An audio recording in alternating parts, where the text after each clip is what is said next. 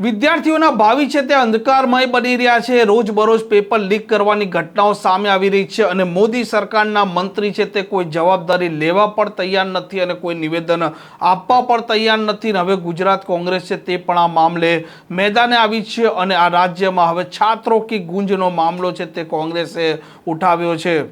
વૈષ્ણવજન તો તેને કહીએ જે પીડ પરાઈ જાનાને રે।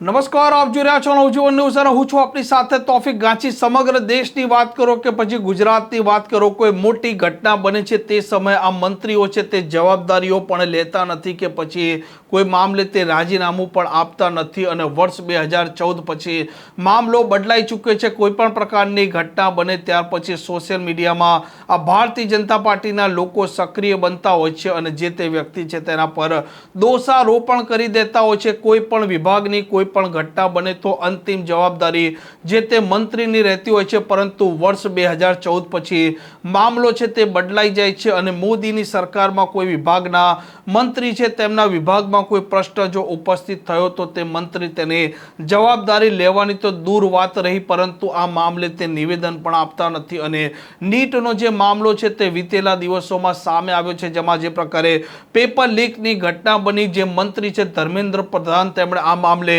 કોઈ નિવેદન પણ ના આપ્યું, ન જવાબદારી સ્વીકારી અને વિપક્ષે પણ તેમના રાજીનામાની માંગણી કરી, પરંતુ આ મંત્રી છે તેમના પેટનું પાણી પણ ન હલ્યું અને હવે આ કોંગ્રેસ છે તે મેદાને આવી છે અને અલગ અલગ રાજ્યોમાં છાત્રો કી ગુંજ છે તે કાર્યક્રમ તેમણે ચાલુ કર્યો છે, જેમાં ગુજરાતમાં પણ આ કાર્યક્રમ છે તેની શરૂઆત થઈ છે। કેન્ડલ માર્ચ છે, જેમાં કાહન પટેલે તેમનું જીવન ટૂંકાવ્યું હતું, કેમ કે નીટનું પેપર લીક થાય છે તે પોતે હતાશ થઈ જાય છે અને ત્યાર પછી તે તેમનું જીવન ટૂંકાવે છે। ગુજરાત કોંગ્રેસ છે તે અમદાવાદમાં કેન્ડલ માર્ચ યોજે છે, કાહન પટેલ છે તેમને શ્રદ્ધાંજલિ પણ પાઠવે છે અને આ વિદ્યાર્થીઓના ભાવિ સાથે જે પ્રકારે હવે આ સમગ્ર દેશમાં અને રાજ્યમાં જે પ્રકારના ચેડા થઈ રહ્યા છે તે મામલે હવે છાત્રો કી ગુંજનો કાર્યક્રમ કોંગ્રેસે ઉપાડ્યો છે અને આવનારા દિવસોમાં ભારતીય જનતા પાર્ટી છે તેને તે સવાલો પણ પૂછશે અને મંત્રીઓ તેના જવાબ પણ આ કોંગ્રેસને આપવા પડશે, કેમ કે હવે મામલો છે તે વિદ્યાર્થીઓના ભાવિનો છે અને જે પ્રકારે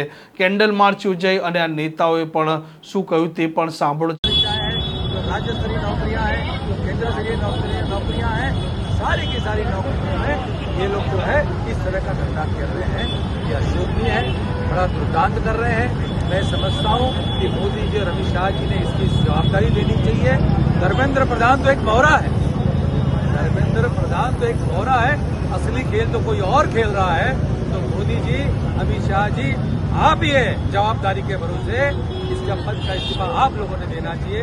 लाल बहादुर शास्त्री एग्जाम्पल है हमारे पास, ऐसे कई प्रधानमंत्री, कई केंद्रीय नेता हमारे पास, हमारे कांग्रेस पार्टी के एग्जाम्पल है जिन्होंने ऐसे मौकों पर डिपार्टमेंट से अगर गलती हुई है, इस तरह कोई दुर्घटना हुई है तो उन्होंने स्वेच्छा से रिजाइन दिया। આ મુકેશ આંજણાનું કહેવું છે કે વિદ્યાર્થીઓના ભાવિ છે આ ભાવિ અંધકારમય બની રહ્યા છે અને જે પ્રકારે આ નીટના પેપરો લીક થઈ રહ્યા છે, વિદ્યાર્થીઓના ભાવિ સાથે ચેડા થઈ રહ્યા છે અને સરકારના મંત્રીઓ કોઈ જવાબદારી લેવા તૈયાર નથી। જ્યારે કોઈ ઘટના બની છે તે સમયે એક જ નિવેદન આવશે કે દોષીઓ છે તેને છોડવામાં નહીં આવે, પરંતુ અંતે કોઈ પણ પ્રકારની કાર્યવાહી થતી નથી અને કોઈની જવાબદારી પણ નક્કી થતી નથી।